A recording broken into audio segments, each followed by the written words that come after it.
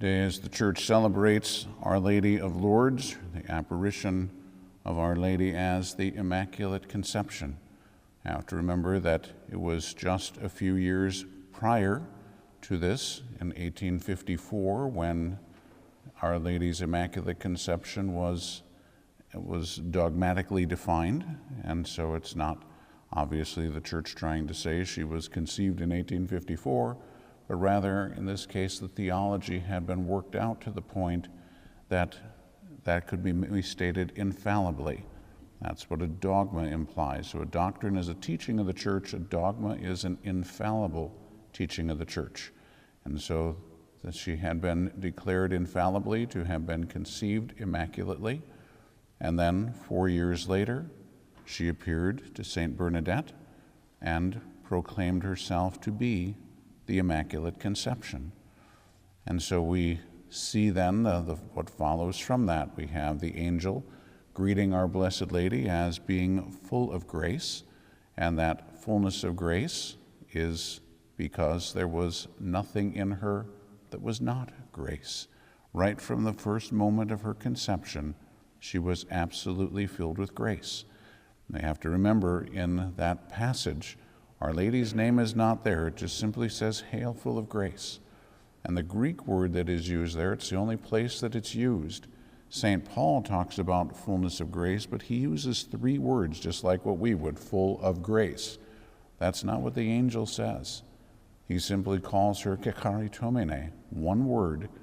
And Pope John Paul II said it was as if what he was doing was addressing the very essence of her being. So he didn't use her name because he spoke of who she is, the very essence of who she is, that is the fullness of grace. And so we have that point of the angel of God revealing to us Our Lady's Immaculate Conception in that way. And then because, of course, being without grace, she has been, well, she started out loving more than any of us and all of us combined.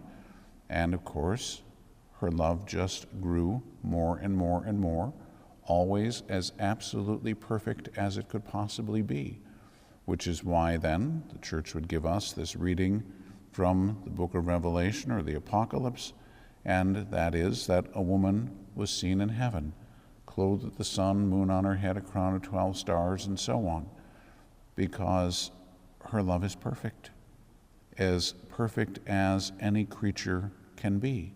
God's love is absolutely perfect. Our Lady's is relatively so, but she was, from the first moment of her conception, as I said, always perfect, complete in love.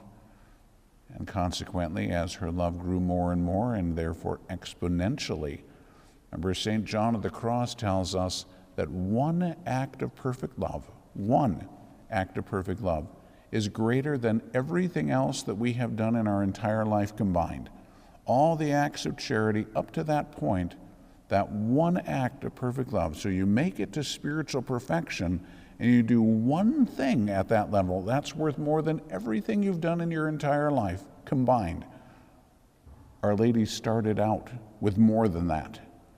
At the moment of her conception, she had more than that, which is why what she has done is worth more than not only what you or I have done, but it's worth more than all of us and all of the saints and all of the angels in history combined.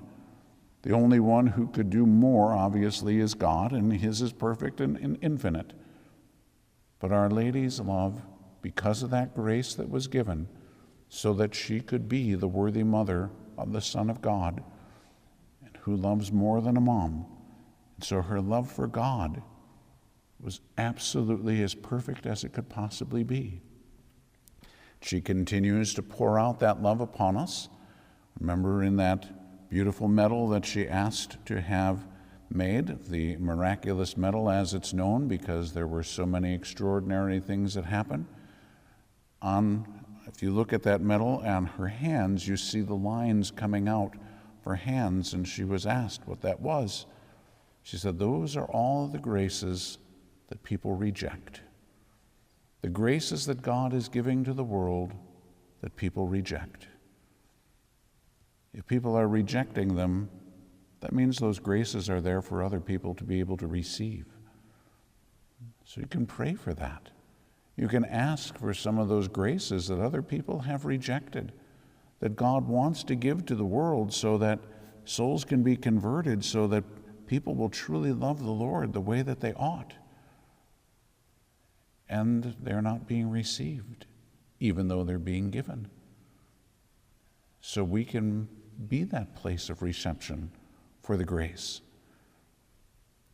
Now, that said, we know, of course, Lourdes is known for its healing, and just to see how this can work in us, because we are so pathetic sometimes. There's a man from this diocese, remember it was about 20 years or so ago. It's a priest, I won't tell you who it was so he doesn't get inundated, but a good priest. This man was dying, had a family, half a dozen kids.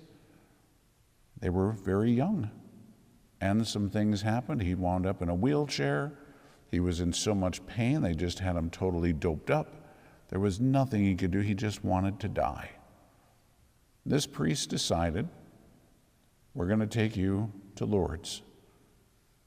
Now, he was in no condition to be able to get on a plane and go to Lourdes, so he fought it. If you would know who this priest is, it doesn't matter. Once he makes up his mind, that's what he's going to do. And he's not only just that way, but he's got one of those personalities that can get away with all kinds of stuff the rest of us can't. Guy'll literally walk up to people in a restaurant and say, "Are you wearing a brown scapular? Well, if you're not, here, you should put one on." If I did that, they would punch me.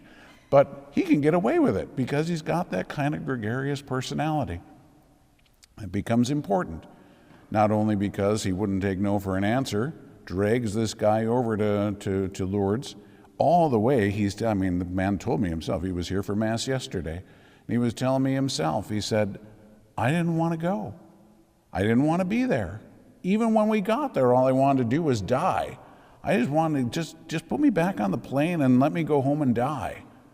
Well, this priest wasn't willing to do any of that. They get there, and of course, there's this huge line. Well, he's not going to sit there for that. So the priest just goes to the front of the line.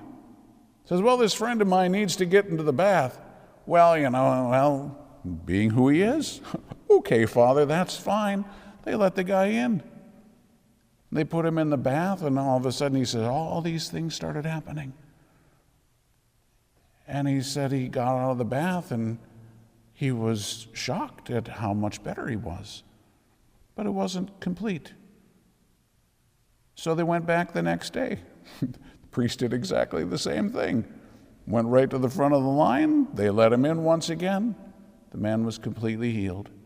He's got all the letters from all the doctors. He showed me all these things 20 years ago. All the doctors saying there is no explanation for this naturally. But I say all that to be able to say, here's somebody who was offered this grace, and he fought it every step of the way. Not probably unlike most of us. Our Lady is offering all those graces. God is offering them through him. She's the mediatrix of all graces.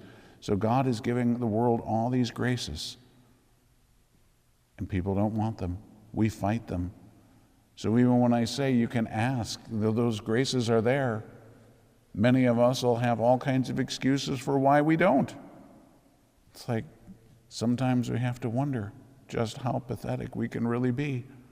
I don't know if I really want to know the answer to just how pathetic we can really be, but it's pretty bad. So all those graces are there. Don't fight them. Just like this man. Again, he wasn't going to Lourdes willingly.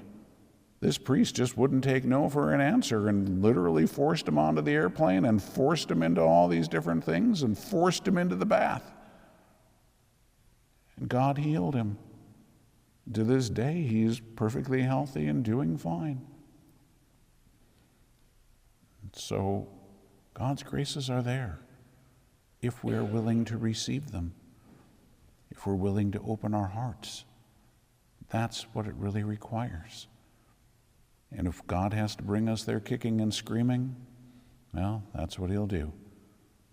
But it works a whole lot better if we don't do it that way. If we just willfully open our hearts to be able to receive the graces he wants to give. That was Our Lady's disposition, obviously, from the first instant of her existence. Her heart always completely open, her heart always completely loving God. And while obviously we can't do this anywhere near what Our Lady did, we can still strive for that kind of disposition, to have our heart open, to quit fighting God and to cooperate, to be able to open our hearts to receive those graces so that we can love him in a manner that's similar to Our Lady, that is, as much as we possibly can.